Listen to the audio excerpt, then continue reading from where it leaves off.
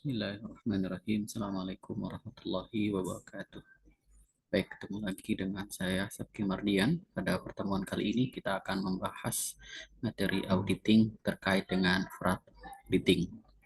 Nah, sebagaimana kita pernah bahas sebelumnya bahwa salah satu tujuan ya dari audit atas laporan keuangan itu adalah auditor memberikan opini atau pendapat atas kewajaran laporan keuangan ya, bahwa laporan keuangan tersebut bebas ya dari salah saji.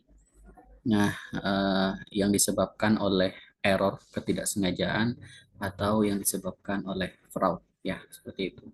Nah, hari ini kita akan coba melihat bagaimana auditor merencanakan, merespon terkait dengan transaksi-transaksi yang memiliki potensi fraud.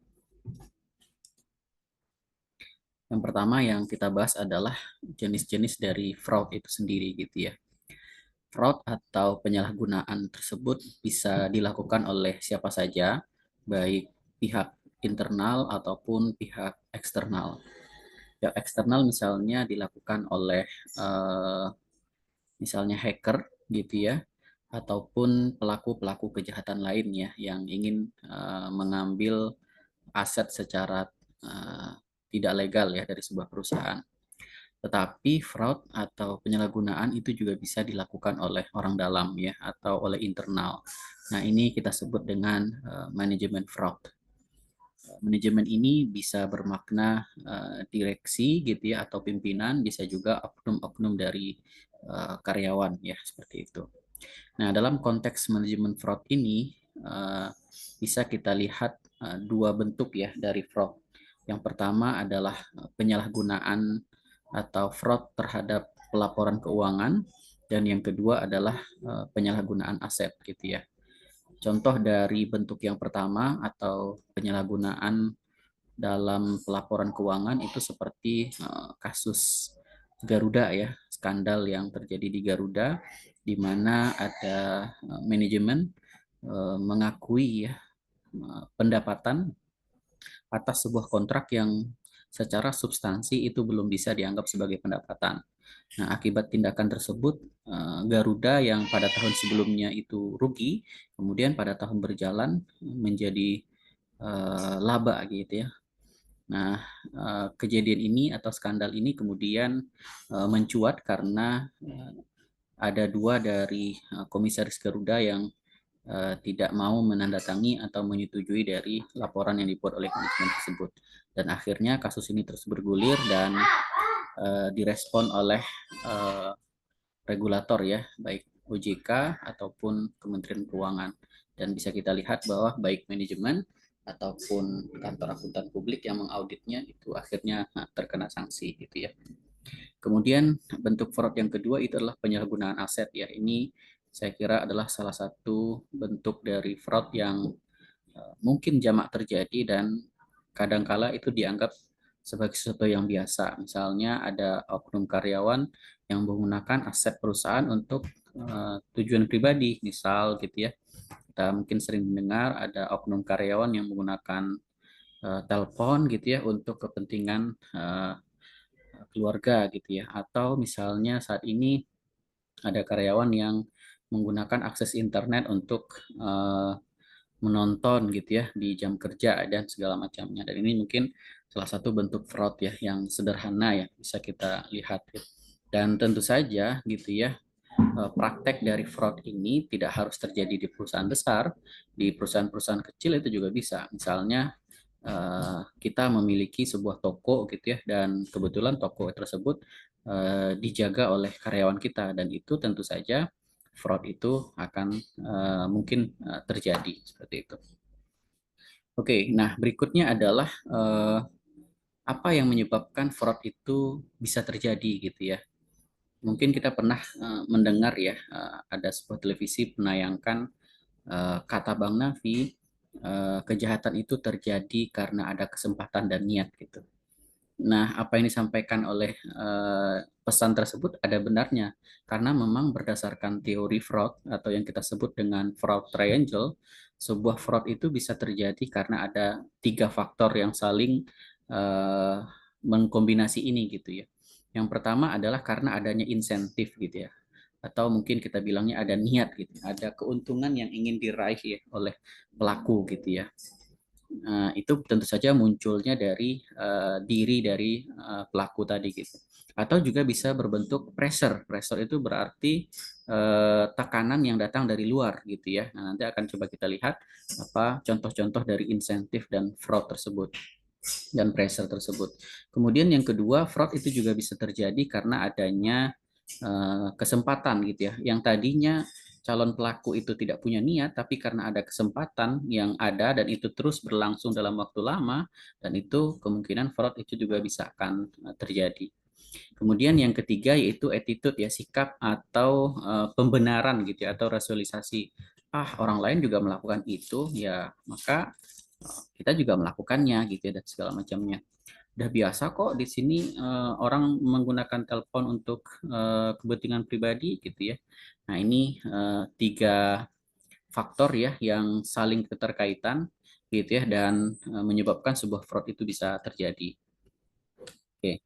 Nah, berdasarkan survei misalnya alasan-alasan orang melakukan fraud gitu ya, yang terbanyak itu memang yang pertama adalah pressure to meet goal gitu ya. Jadi adanya tekanan untuk mencapai sebuah tujuan, atau misalnya kinerja perusahaan gitu ya, atau tujuan-tujuan pribadi, atau personal gain ya, keuntungan-keuntungan pribadi yang ingin didapatkan dari tindakan fraud tersebut gitu ya.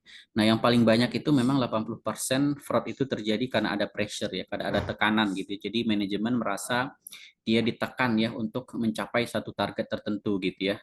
Nah, akhirnya segala hal yang bisa memenuhi tujuan tersebut itu akan dia lakukan. Nah, salah satunya bisa saja melakukan fraud. Yang kedua itu yang paling banyak lah seek personal gain gitu ya. Jadi fraud itu juga terjadi karena ada keuntungan-keuntungan pribadi yang ingin didapat ya, seperti misalnya kasus korupsi gitu ya, dan segala macamnya. Bisa kita lihat misalnya terjadinya kasus korupsi itu boleh jadi karena ada tekanan dari organisasi tempat dia bernaung gitu ya, katakanlah quote unquote partai gitu ya, atau bisa juga karena ingin keuntungan pribadi gitu ya, ingin menjadi kaya dan segala macamnya seperti itu. Kemudian alasan yang ketiga misalnya tidak mau ketinggalan gitu ya. Orang lain juga melakukan ya, karena kalau melihat orang lain bisa kaya dengan fraud dan segala macamnya, akhirnya dia juga akhirnya melakukan gitu ya. Atau yang keempat ini juga cukup besar, dia tidak sadar gitu ya bahwa apa yang dia lakukan itu adalah fraud gitu ya. Nah, ini juga kadang-kala bisa terjadi, dan ada faktor-faktor berikutnya. Nah, ini contoh ya.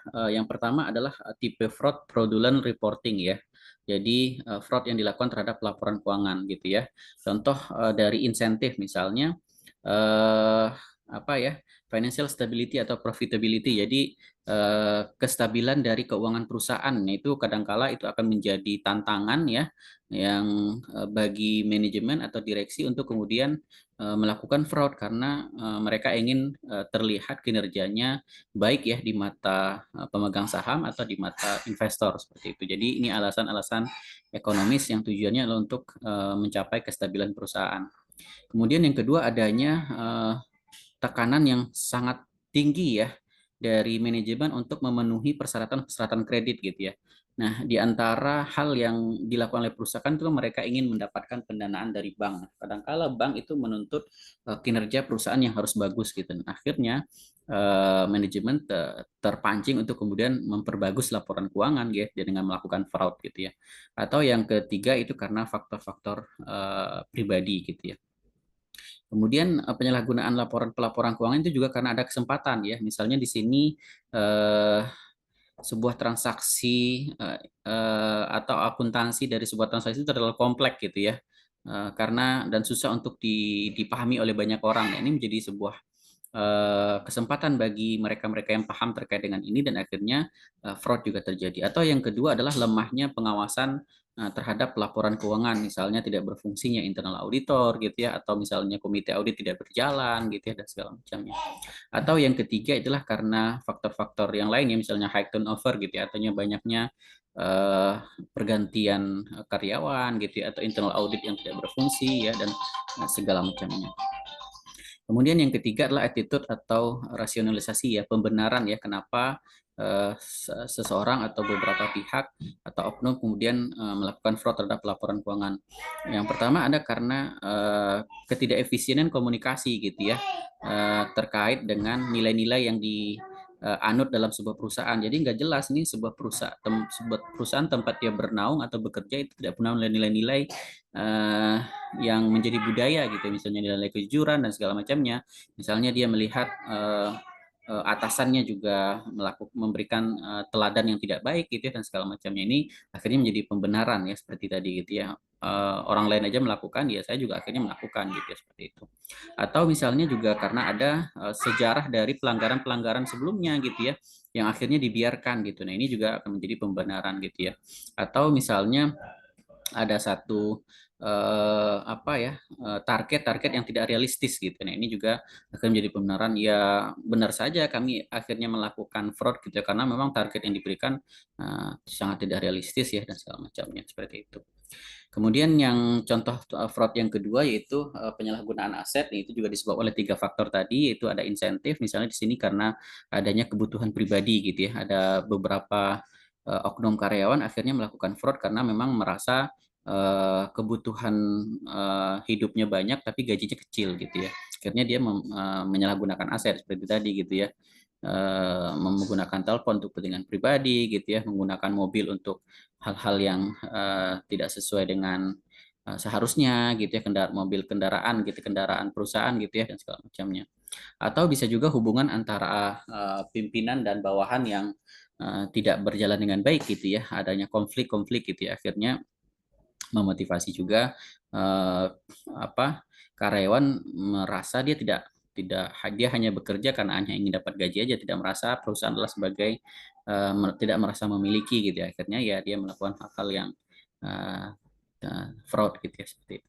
Kemudian yang kedua juga disebabkan karena faktor kesempatan ya, misalnya apa, adanya uang terlalu banyak di perangkas gitu ya, atau persediaan terlalu banyak gitu ya. Makanya dalam akuntansi itu dikenal dengan istilah petty cash ya, atau kas kecil gitu ya.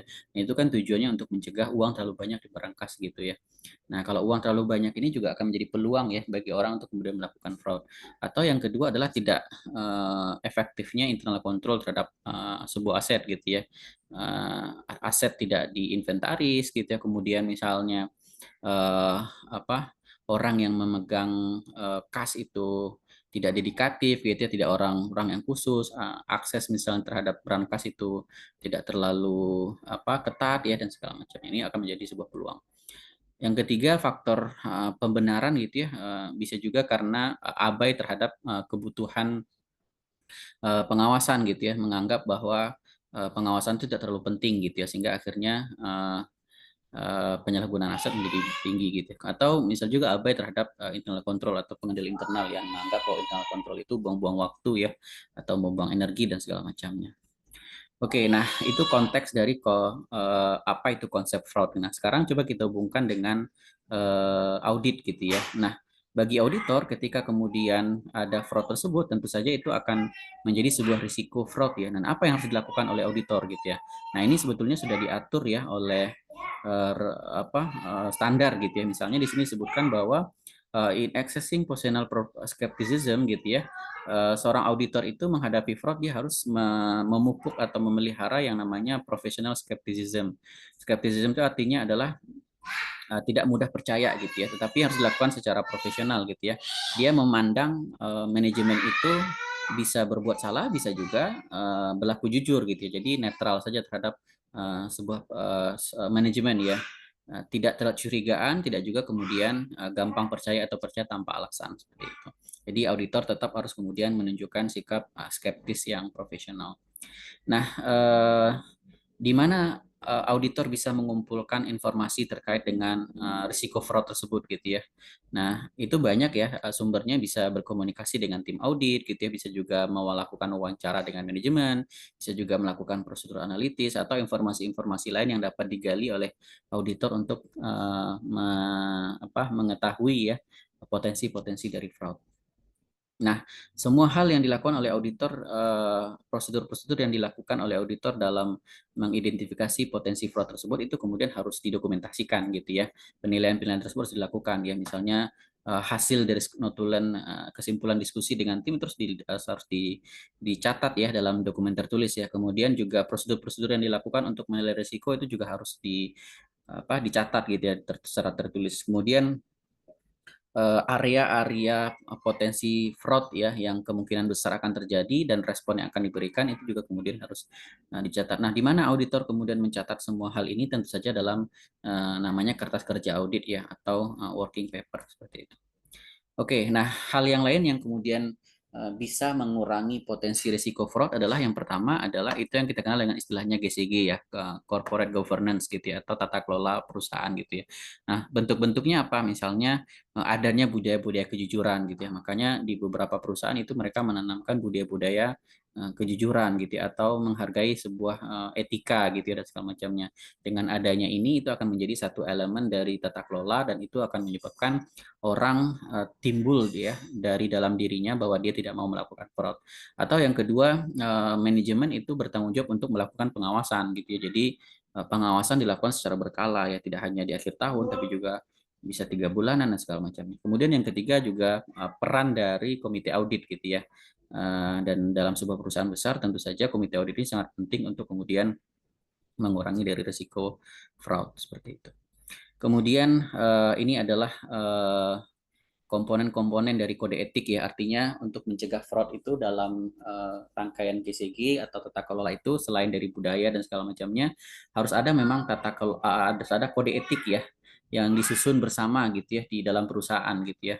Nah, ini isinya tentu saja sesuai dengan ciri khas perusahaan-perusahaan masing-masing, tapi beberapa poin yang bisa dimasukkan adalah misalnya terkait dengan kode etik organisasi, kemudian kode etik karyawan, kemudian potensi konflik kepentingan, kemudian misalnya aktivitas-aktivitas lain gitu ya, kemudian hubungan antara klien dengan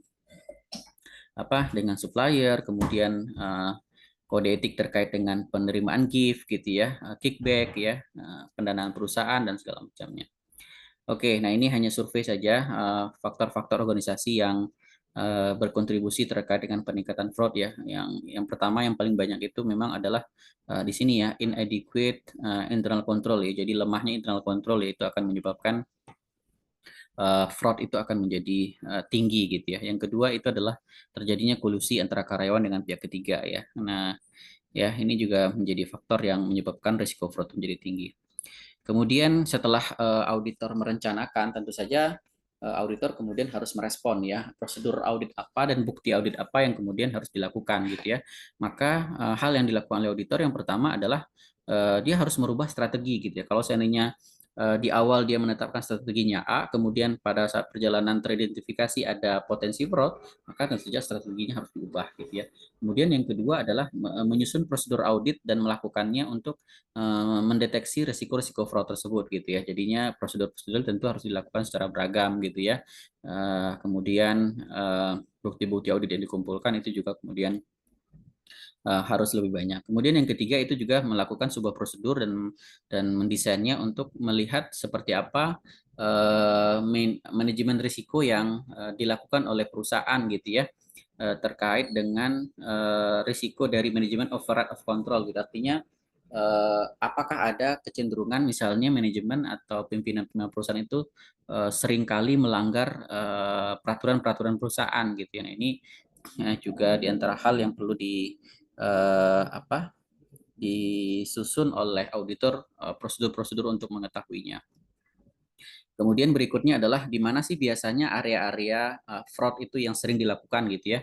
Yang pertama itu adalah di pendapatan ya dan di piutang gitu ya. Dalam kasus Garuda itu jelas bahwa fraud itu dilakukan terhadap piutang dan pendapatan. Kemudian di persediaan gitu ya. Kemudian yang ketiga itu di hutang gitu ya dan area-area yang lain. Oke, nah berikutnya adalah respon auditor terkait adanya fraud tersebut adalah ketika misalnya auditor mengidentifikasi adanya potensi fraud, maka kemudian auditor harus mengumpulkan informasi lebih banyak gitu ya. Jadi gather additional information ya. Jadi harus mengumpulkan informasi tambahan ya untuk menentukan apakah indikasi tadi itu benar-benar fraud atau tidak gitu ya. Nah, itu yang harus dilakukan oleh auditor. Ini adalah apa ya, eh, survei juga ya, cara-cara biasanya prosedur cara ya untuk mendeteksi fraud. Yang paling banyak itu adalah tips. Nah, tips itu adalah penyamaran ya, atau bisa juga sekarang dikenal istilahnya whistleblower gitu ya.